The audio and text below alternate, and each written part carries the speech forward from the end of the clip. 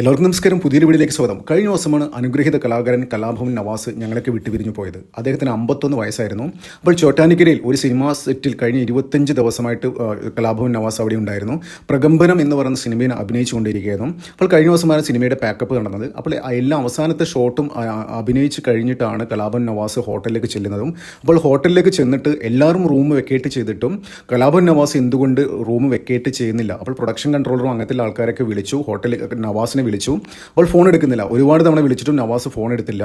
എന്നിട്ട് ഹോട്ടലിൽ വിളിച്ച് അന്വേഷിച്ച് റൂം ചെക്ക് ചെയ്യാൻ പറഞ്ഞു. അപ്പോഴാണ് കലാഭവൻ നവാസ് അവിടെ നിലത്ത് വീണ് കിടക്കുന്നത് കണ്ടത്. പെട്ടെന്ന് റൂം പോയി എടുത്ത് അവരൊക്കെ വന്ന് പെട്ടെന്ന് ഹോസ്പിറ്റലിലേക്ക് കൊണ്ടുവരുന്നു. അപ്പോൾ കഴിഞ്ഞ ദിവസം ഹോട്ടലിലെ മാനേജർ തന്നെ പറഞ്ഞിട്ടുണ്ടായിരുന്നു, കലാഭവൻ നവാസിനെ ഹോസ്പിറ്റലിലോട്ട് കൊണ്ടുപോകുമ്പോൾ അദ്ദേഹത്തിന് ജീവൻ ഉണ്ടായിരുന്നു, അദ്ദേഹത്തിന് ഹെഡ് ബീറ്റ് ഉണ്ടായിരുന്നു, പൾസ് ഉണ്ടായിരുന്ന കാര്യങ്ങളൊക്കെ പറഞ്ഞിട്ടുണ്ടായിരുന്നു. അപ്പോൾ പോകുന്നതിനിടയിലായിരുന്നു അദ്ദേഹത്തിന് മരണം സംഭവിച്ചതെന്നാണ് ഇപ്പോൾ പുറത്തു വരുന്ന റിപ്പോർട്ട്. അപ്പോൾ കഴിഞ്ഞ ദിവസം ഇന്നലെ തന്നെ ഒഫീഷ്യൽ പോസ്റ്റ്മോർട്ടം റിപ്പോർട്ടുകളൊക്കെ പുറത്തു വന്നു. കലാഭവൻ നവാസിന് സംഭവിച്ചത് കാർഡിയക് അറസ്റ്റാണ്. അപ്പോൾ നെറ്റിയിൽ മുറിവുണ്ടായിരുന്നു. അതായത് പെട്ടെന്ന് നിലത്ത് വീഴുന്നതിൻ്റെ ആഘാതത്തിൽ നെറ്റി എവിടെയും തലയിലിടിച്ച് അങ്ങനെയുള്ള കാര്യങ്ങൾ സംഭവിച്ചിട്ടുണ്ടാകാം. അതുകൊണ്ടാണ് നെറ്റിയിൽ മുറിവുള്ള കാര്യം സ്ഥിരീകരിച്ചത്.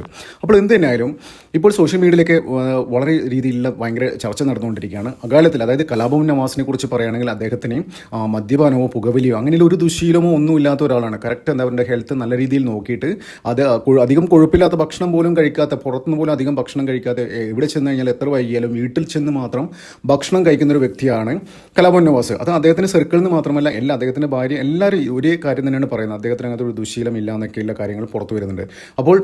ഇപ്പോൾ ഉയരുന്ന ചോദ്യം എന്ന് വെച്ച് കഴിഞ്ഞാൽ, ഇത്രയും പെർഫെക്റ്റായിട്ട് നല്ല രീതിയിൽ ആരോഗ്യ സംരക്ഷണവും അങ്ങനെയുള്ള കാര്യങ്ങളൊക്കെ ശ്രദ്ധിക്കുന്ന ഒരാൾക്ക് എങ്ങനെ ഈ ഹൃദയാഘാതം പോലെയുള്ള കാര്യങ്ങൾ വന്നു എന്നുള്ള ഒരു വലിയൊരു ചോദ്യചിഹ്നം ഉയരുകയാണ്. അപ്പോൾ ഇതുമായി ബന്ധപ്പെട്ട് സോഷ്യൽ മീഡിയയിലേക്ക് വലിയ രീതിയിൽ ചർച്ച നടന്നുകൊണ്ടിരിക്കുകയാണ്. അപ്പോൾ ഒരു വിഭാഗം ആൾക്കാർ ഉയർത്തുന്ന ഒരു ചോദ്യം എന്താണെന്ന് വെച്ച് കഴിഞ്ഞാൽ, ഒരു ആരോപണം എന്താണെന്ന് വെച്ച് കഴിഞ്ഞാൽ, കലാഭവൻ നവാസിൻ്റെ ജീവൻ എടുത്തത് കോവിഡ് വാക്സിൻ ആണെന്നാണ്. അപ്പോൾ കുറച്ച് കാലം മുന്നേ, ഏകദേശം 1-2 വർഷം മുന്നേ തന്നെ സോഷ്യൽ മീഡിയ വലിയ രീതിയിലെ ക്യാമ്പയിൻ ഉണ്ടായിരുന്നു ഈ കോവിഡ് വാക്സിനെതിരെ.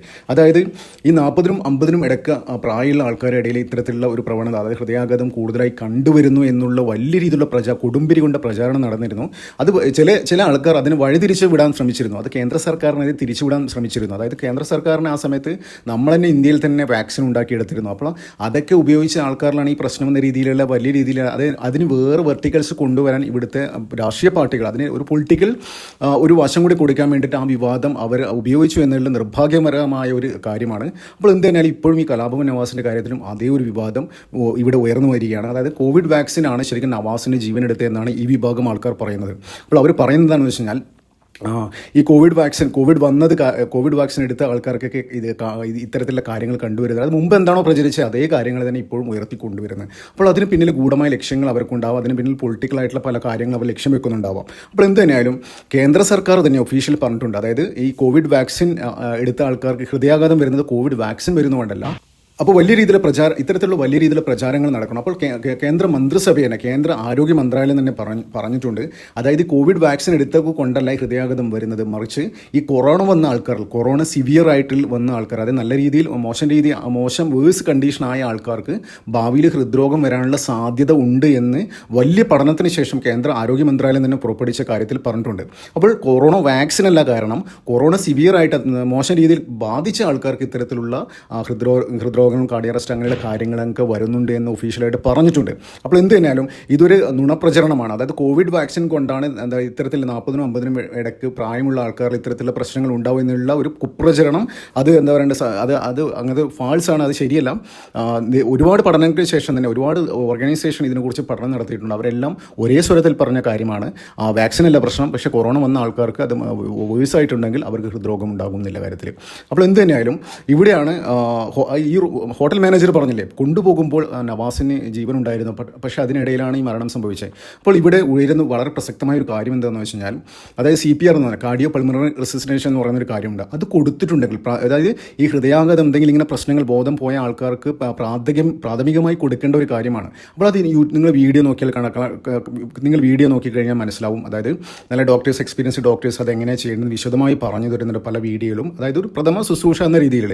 അപ്പോൾ അങ്ങനെ ആ ഹോട്ടലിൽ വെച്ചിട്ട് ഹോസ്പിറ്റലിലേക്ക് കൊണ്ടുപോകുന്നതിന് മുന്നേ തന്നെ എന്താ പറയണ്ടത്, ഈ CPR നവാസിന് കൊടുത്തിട്ടുണ്ടെങ്കിൽ ഇന്ന് നവാസ് ഒരു ഏകദേശം ഒരു 90-95% നവാസ് ഇന്ന് നമ്മുടെ കൂടെ ഉണ്ടാകുമായിരുന്നു. അപ്പോൾ ജനങ്ങൾ അതിനെക്കുറിച്ച് ബോധവാന്മാരാവേണ്ടതാണ്. അതായത് ഇത്തരത്തിലൊരു ആൾക്കാർക്ക് എന്തെങ്കിലും സംഭവിച്ചു കഴിഞ്ഞാൽ കൊടുക്കേണ്ട പ്രാഥമികമായ കാര്യങ്ങൾ അതെല്ലാവരും ഒരു ബോധവാന്മാരാവണം എന്നാണ് എൻ്റെ ഒരു വിലയേറെ അഭിപ്രായം. അതെന്താണെന്ന് വെച്ചാൽ ഇത്തരത്തിൽ അത് ആർക്കും എന്ത് വേണമെങ്കിലും സംഭവിക്കാം, എവിടെ വെച്ച് എന്ത് വേണമെങ്കിലും സംഭവിക്കാം.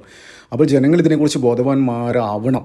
അപ്പോൾ സർക്കാർ തലത്തിൽ ഇത്തരത്തിലുള്ള എഡ്യൂക്കേഷൻ ജനങ്ങൾക്ക് കൊടുക്കണമെന്നാണ് എൻ്റെ ഒരു അഭിപ്രായം. അപ്പോൾ എന്തിനാലും കലാഭവൻ നവാസിൻ്റെ ജീവനെടുത്തത് സോഷ്യൽ മീഡിയയിൽ ഇത്തരത്തിലുള്ള ആൾക്കാർ പറഞ്ഞ് പരത്തുന്ന മാതിരി കോവിഡ് വാക്സിനല്ല, നേരെ മറിച്ച് കൊറോണ വന്നിട്ട് ആ കൊറോണ മോശമായ അവസ്ഥയിലുള്ള ആൾക്കാർക്ക് അങ്ങനെ മുമ്പ് വന്നിട്ടുണ്ടെങ്കിൽ അത്തരത്തിലുള്ള ആൾക്കാർക്ക് ഇത് വരാനുള്ള സാധ്യത കൂടുതലാണ്.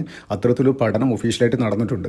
അപ്പോൾ നമുക്ക് എന്താ പറയുക, കേരളത്തിന് നഷ്ടപ്പെട്ടത് വലിയ അനുഗ്രഹീതമായ ഒരു കലാകാരനായിരുന്നു. അത് നവാസ് കുറേ കാലമായിട്ട് ലൈം ലൈറ്റിൽ ഉണ്ടായിരുന്നില്ല. പക്ഷേ ഇപ്പോൾ അടുത്ത കാലത്ത് ഡിറ്റക്റ്റീവ് ഉജ്ജ്വലൻ എന്ന് പറയുന്ന സിനിമയിൽ വളരെ വ്യത്യസ്തമായ വേഷങ്ങൾ ചെയ്തുകൊണ്ട് സിനിമയിൽ വീണ്ടും സജീവമാകുമായിരുന്നു. അപ്പോൾ ഞാനൊക്കെ ഒരുപാട് വിചാരിച്ചിട്ടുണ്ട്. അതായത് ചെറുപ്പത്തിൽ ഒരുപാട് നല്ല നല്ല ക്യാരക്ടേഴ്സ് ചെയ്ത് നമ്മളൊക്കെ കുട്ടിക്കാലത്ത് ഒരുപാട് ചിരിപ്പിച്ചൊരു വ്യക്തിയാണ് ഈ കലാഭവൻ നവാസ് എന്ന് പറയുന്ന ഒരു വ്യക്തി.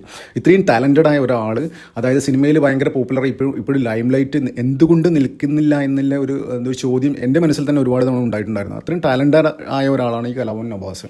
അപ്പോൾ എന്തായാലും കേരളത്തിൽ ഒരു വലിയൊരു കലാകാരനാണ് നഷ്ടപ്പെട്ടത്. അത് കുറേ സിനിമയിൽ ആക്റ്റീവായിട്ട് പുള്ളി ഒരുപാട് ഫിലിമൊക്കെ സൈൻ ചെയ്തിട്ടുണ്ടായിരുന്നു.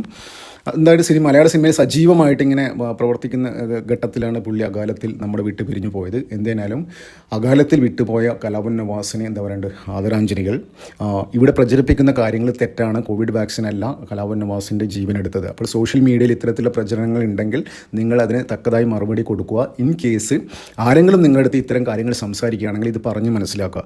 ഇൻ കേസ് എന്താ പറയേണ്ടത്, ഇത്തരത്തിലുള്ള വാർത്തകൾ തെറ്റാണ് എന്ന് പറഞ്ഞ് മനസ്സിലാക്കുക വരെ. അതായത് ഒരുപാട് സ്റ്റഡീസ് ഉണ്ട്. കേന്ദ്ര ആരോഗ്യ മന്ത്രാലയത്തിൽ തന്നെ ഒരുപാട് സ്റ്റഡീസ് ഇപ്പോൾ അവൈലബിൾ ആണ്. കൂടാതെ CPR എന്ന് പറയുന്ന കാര്യം ഇത്തരത്തിൽ എന്തെങ്കിലും പ്രശ്നത്തിൽ ആൾക്കാർക്ക് ബോധം പോകുകയോ പെട്ടെന്ന് തളർന്നു വീഴുകയോ ചെയ്താൽ കൊടുക്കേണ്ട പ്രഥമ ശുശ്രൂഷയെക്കുറിച്ചുള്ള അതിനെക്കുറിച്ചും ബോധവാന്മാരാവണം എന്നൊരു കാര്യമാണ് ഞാൻ മുന്നോട്ട് വെക്കുന്നത്. അപ്പോൾ ജനങ്ങൾക്ക് എത്തിക്കാം മാക്സിമം ഇത്തരം കാര്യങ്ങൾ. അപ്പോൾ എന്തായാലും അകാലത്തിൽ നമ്മൾ വിട്ടുപോയ കലാഭവൻ നവാസിന് ആദരാഞ്ജലികൾ.